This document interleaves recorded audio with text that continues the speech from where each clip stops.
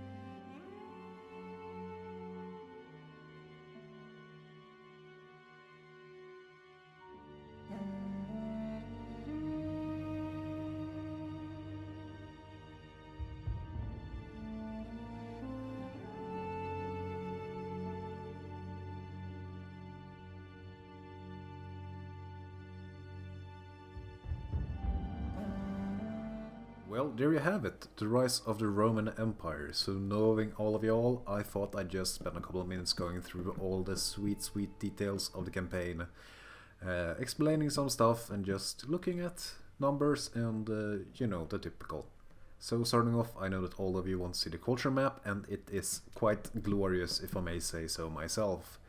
So obviously you can kind of see which provinces have been a part of the empire the longest by just looking at this map. So we are assimilating like crazy. Given enough time, like everything would eventually be Roman. But by just looking at this, you can see that pretty much every single province in the empire has been settled by Roman pops by at least some decent extent. And well, the eastern part of the empire is actually well above majority Roman. So it's kind of the opposite reality really, where like France and Spain was like the major Romanized regions, as well as Dacia, I suppose. In this world it's the opposite. We got Roman Turkey and Roman Egypt. So yeah, we got that, and religion is quite the same, although that is way more uniform. Pretty much everything has been Hellenized. There are some pockets of Druidism still left, also some Iberic places. They are being reduced, they are just like enclaves left after our conquest. I'm curious how Druidic is doing. It's better, but not by a lot. They're still holding out a bit in England or Britannia. Britain, I'm not sure what the Romans would say. So yeah, we got that. And I guess that's the most interesting map modes. We got population as well. So we did not really do any insane urbanization. We got a couple of pretty sweet regions here. Excuse me. So Rome is pretty well populated. It has 268 pops, out of which 48 are slaves. And we also have turned the bordering provinces into cities, all of them. So Veii is a city, so is Ostia, Lavinium and Tiber. However, Rome is the only one which is a metropolis, I believe. Yeah. Although we do get some interesting relics here. Larnax of Philip II, I suppose that is Philip of Macedon. That's interesting. Yeah, we also got, speaking of Macedon, we got a temple for Alexander. So we actually did some grave robbery and got all of the parts of Alexander, you could say. Alexander now rests in Lavinium, and we built ourselves a little tomb here right outside of Rome, which is very strange when you think about it, because I doubt Alexander really thought about Rome at all during the height of his time. But now he rests here, which is the only reasonable thing, because Rome is the best. Of course it is. There are still however some Diadochi left, or namely just one, the Persian Empire, because I believe the Seljuks, or the Seleucids I mean, were toppled. They are ruled by a Babylonian family, Bel-Abaluti Ayabuti. Okay, interesting. There's still Macedonian primary culture though. I'm curious about the heir of the empire. Can we see that? Spouse, parents, siblings. Okay. I guess they don't. Well, they're on the verge to a civil war, so that kind of makes sense. But okay, interesting. So yeah, so pretty much the world is pretty average for Imperator Rome. All of the uncolonized provinces have been pretty much colonized. There have been some major nation collapses up here. The tribals have been going crazy. I suppose all this is pretty much just Germanic. Guttoni, that's interesting, okay. So nothing really new. Kind of interesting that Frisia moved all the way down here. That is quite strange because it can all be formed here. But other than that, like nothing too weird. I guess Frey's moving up here is sort of strange, but that's mostly because of us, so you know, they're still pretty powerful though. They are a major power, so they're still doing pretty good for themselves. And yeah, I suppose we have a Magadan Empire now. Magadi, I guess that's where the name comes from. It depends on which culture is the primary one. Okay, interesting. Besides that, I'm not sure if there's really too much more interesting stuff to show. I guess we could just do a quick overview of a nation or cultures, because it is quite interesting to see how well Romanized people actually are. So pretty much Rome is the majority culture of the empire, which is quite impressive because it's a large empire. And all the other pops are just extremely tiny in comparison. The second largest group, the Ligurians, only represent 0.07% of the population. Or I suppose there's probably... the Macedonians must be more. Yeah, let's see. The Turdetanian, okay. They're still just like a small percentage of the total population.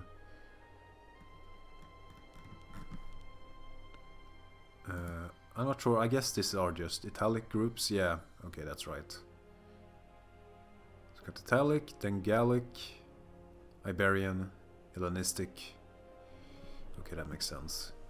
I'm curious though, I know that we actually made the Macedonians nobles, because it was just easier to keep them that way. I'm not sure, I think I removed that later on as everybody turned Roman, just because I wanted to assimilate them as well. So yeah, so they're just normal freemen now. Are there any culture that we are doing stuff against? I guess we have done some colonization of the Lepontic and the Phoenicians. That was just me trying to assert my rule in both the Po Valley here and Carthage following its occupation. The same with the Sicelote, I believe now. Protected inheritance, okay. So yeah, there's that, and religion, we have not done everything too crazy. We're all just Hellenic gods, so no syncretism. But really, we have a really enormous reliquary, which is, I mean, makes sense because we control the entire Mediterranean world. Sarcophagus of Leonidas, Tomb of Achilles, a lot of interesting Greek stuff. The Tomb of Minos. Do you know, once eventually you get so much stuff that like you don't care anymore. The Armor of Alexander, I guess that's sort of neat. But yeah, that's the Empire. So, well, thank you guys so much for watching. I'll see you later, and until then, you have a great day. Peace.